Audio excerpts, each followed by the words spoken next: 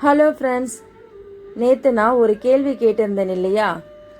அதிகாலை மௌனத்தில் காவியா போட்ட கோலத்தை ரசிக்க அந்த வழிப்போக்கர் யார்? அந்த ஒரு சந்திப்பு அவ வாழ்க்கையே எப்படி மாத்துச்சு? நிறைய பேர் யோசிச்சிருப்பீங்க, அவர் ஒரு பெரிய வித்வானோ இல்லை அவளுக்கு தெரிஞ்சவங்களோன்னு. ஆனால் உண்மை என்ன தெரியுமா? அன்னைக்கு அந்த அதிகாலையில் காவியாவோட வாசலில் ஒரு வழிப்போக்கர் கூட வரல. அந்த அமைதியில் அவகிட்ட பேசினது அவளோட மனசாட்சி தான். காவியா நம்ம ஊரில் இருக்கிற ஆயிரக்கணக்கான பெண்களைப் போல ஒரு பெண். காலையில் 5 மணிக்கு அலாரம் அடிக்கிறதுக்கு முன்னாடியே அவ மூளை ஓட ஆரம்பிச்சிடும். இன்னைக்கு என்ன சமையல், குழந்தைகளுக்கு என்ன ஸ்நாக்ஸ், துணி துவைக்கணும், இப்படி ஒரு மெஷின் மாதிரி அவள் ஓடிக்கிட்டே இருந்தா. ஆனால் அன்னைக்கு அந்த புள்ளிகளை வைக்கும்போது அவளுக்கு ஒரு விஷயம் தோணுச்சு. நம்ம இவ்வளோ அழகாக புள்ளிகளை இணைச்சி ஒரு கோலத்தை உருவாக்குறோம். ஆனால் நம்ம வாழ்க்கையில் சிதறி கிடைக்கிற நம்மளோட சின்ன சின்ன ஆசைகளை ஏன் நம்மளால் இணைக்க முடியலன்னு ஒரு கேள்வி அவளுக்குள்ள எழுந்துச்சு. அந்த புள்ளிகள் தான் அவளோட கனவுகள், ஆசைகள், அவளோட திறமை. அப்போதான் அவ மனசாட்சி அவகிட்ட பேசிச்சு.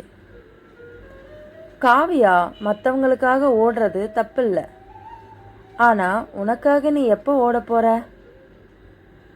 இந்த கோலத்தில் இருக்க ஒரு புள்ளி விலகி போனா கூட கோலம் அழகா இருக்காது.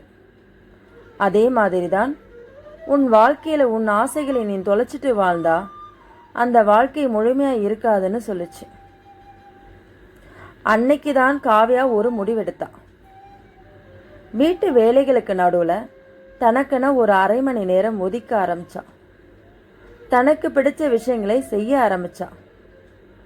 அந்த ஒரு சின்ன மாற்றம்தான் இன்னைக்கு அவளை ஒரு தன்னம்பிக்கை உள்ள பெண்ணா மாத்திருக்கு. ஃப்ரெண்ட்ஸ், நாமளும் பல நேரங்களில் காவியா மாதிரி தான் இருக்கும். நமக்காக வாழ மறந்துட்டு மற்றவங்களுக்காக ஒரு இயந்திரமாக ஓடிக்கிட்டே இருக்கும். உங்கள் மனசாட்சியும் என்னைக்காவது உங்ககிட்ட இப்படி பேசியிருக்கா? இனிமே எனக்காகவும் நான் வாழ்வேன்னு நீங்கள் நினச்ச அந்த ஒரு நிமிடம் எது?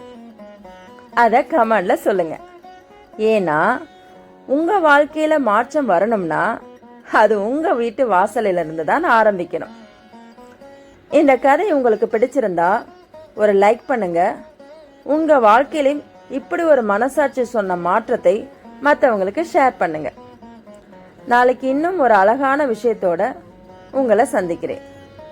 நன்றி. இது உங்கள் சத்யா.